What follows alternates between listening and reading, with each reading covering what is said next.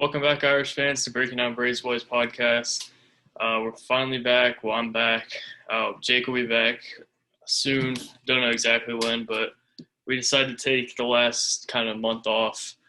March Madness was going on, so a lot of people didn't really care about Notre Dame, which I don't blame them after that season. Just wanted to take in the games and focus on school and everything like that. But now we're back. Going to try to get some videos up in the next few weeks, and then we'll try to get some interviews before the players get back on campus in June.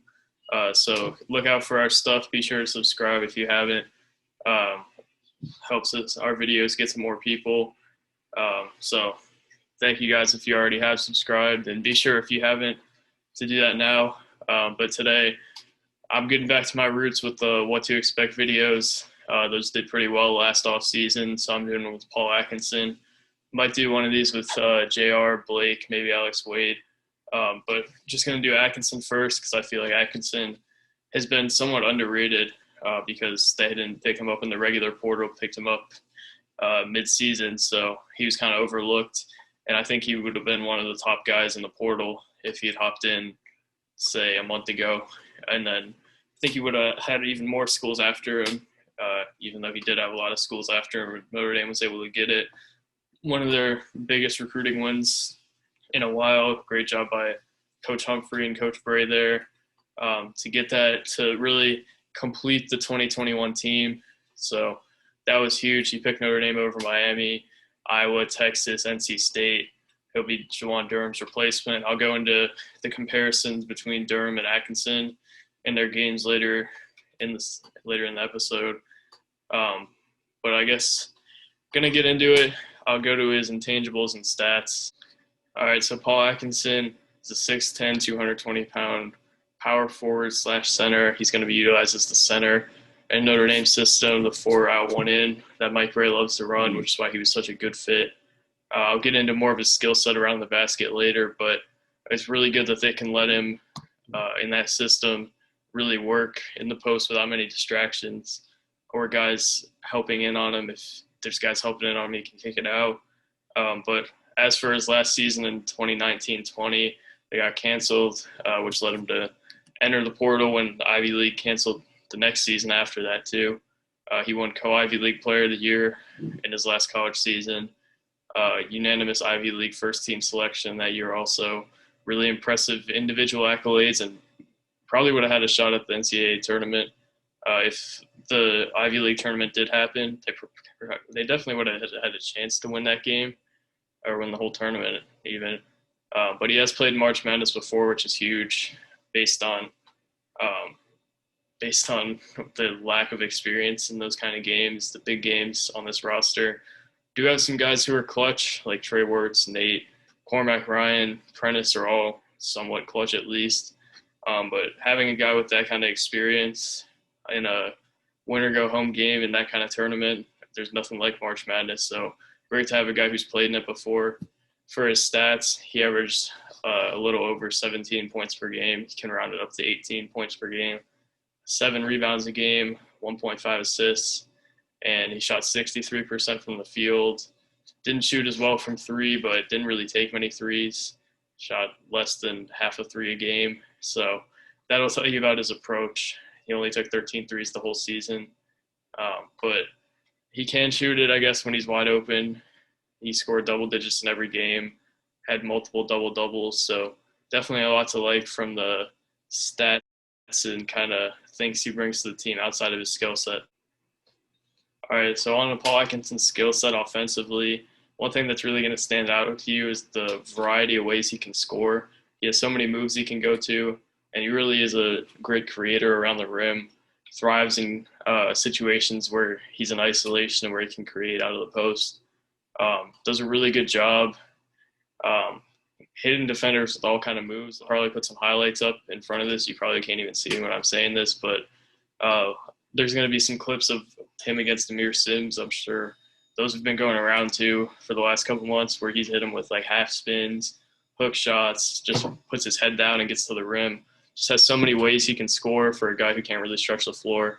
Really encouraging. I think he's going to do a nice job kind of slowing the Notre Dame cold stretches that they had early in the season against like Michigan State, Kentucky, where they didn't have a safety blanket and they couldn't just dump it down to anybody really to get an easy basket. Atkinson is going to do a nice job of that. I think he's going to slow down other teams' runs, just staying composed, getting nice baskets around the rim, and being a safety blanket, kind of like Juwan Durham was towards the end of the year. Has really nice touch and finesse around the rim. So love that part of his game. I think that's the most valuable part of his game is the way he can score and the variety of ways he can score around the rim. He also does a nice job working out of the pick and roll. Not a guy who really goes downhill too much, normally works back to the basket. And he won't catch oops as well as Juwan Durham did, but he can make plays out of it and help out his guards. Always puts himself in the right position is something I've noticed, either on the boards or in the pick and roll. Normally does a really nice job. And he's also a decent passer out of the post and out of pick and rolls. Kind of how you see guys like Nikola Jokic at the top of the key. Sometimes you'll see Atkinson do that to hit cutters, just make a smart pass to set up a teammate. Definitely not at the level you're going to see Nikola Jokic do that. But I've seen NBA teams talking about lately how instead of getting another guard who can create, they get a big man who can create, like Vucevic on the Bulls, Jokic on the Nuggets, even Embiid a little bit. I think Atkinson can do that a little bit. The 1.5 assists shows he's not going to do that a whole lot, but he can definitely hit some guys, and he has a really good basketball IQ. So really excited for that. I think he has a lot more polished offensive game than Durham did. Durham was kind of a guy who could hit you with a couple post moves here or there, maybe catch an alley-oop, but Atkinson can do it all from 12 to 15 feet in, I guess. He can't really stretch the floor. I wanted to mention that. He won't really need to, though, because Notre Dame has so many guys who can already do that. The only guy who the spacing would be bad is if Taylor and Atkinson were on the court at the same time, and it wouldn't even be that bad then because Atkinson can catch and shoot threes when he's open. Taylor can create out of the high post and get some jumpers there. So it wouldn't be terrible, the spacing, but Atkinson, that is something to keep in mind with him on the offensive end. Going to the rebounds, I'd say he's a little bit above average on the boards. Definitely not a John Mooney level rebounder, but he's going to be better than Durham, as shown by the 7.3 rebounds per game, with another good front court guy, Jordan Bruner, who ended up at Alabama and played significant minutes in the tournament. So he's definitely going to be better than Durham in that aspect. That might have been the weakest part of Durham's game, which was terrible timing for a center who can't rebound that well to be on the team when he's with a guy like Nate at the 4. But I think they're still going to need some help around Atkinson to make them a good rebounding team in the ACC. But he's definitely going to help in that aspect. On the defensive end, another area where they need help, I think he'll be a decent defender. Switching on to guards, he moves okay. I like the way he moves a little more than other people. But he definitely won't be a liability if he has to switch on to a guard here or there. I don't think Notre Dame will have him switch on to guards. Yale had him drop in a lot of screen and roll situations. But if he has to switch on a guard, I think he's going to be harder to get by than Juwan Durham was. But Durham was such a great shot blocker that if a guy got by him, it was a lot harder to score still. You still had to watch him. Atkinson, I don't think you'll have to do that as much, but it's going to be hard to get by Atkinson if he does have to switch. If they find a way to get him onto a guard, then I don't think he'll be a liability at all, like a guy like Luka Garza or Hunter Dickinson. But he's definitely not going to be like Olivier Sarr or Juwan Durham in that aspect.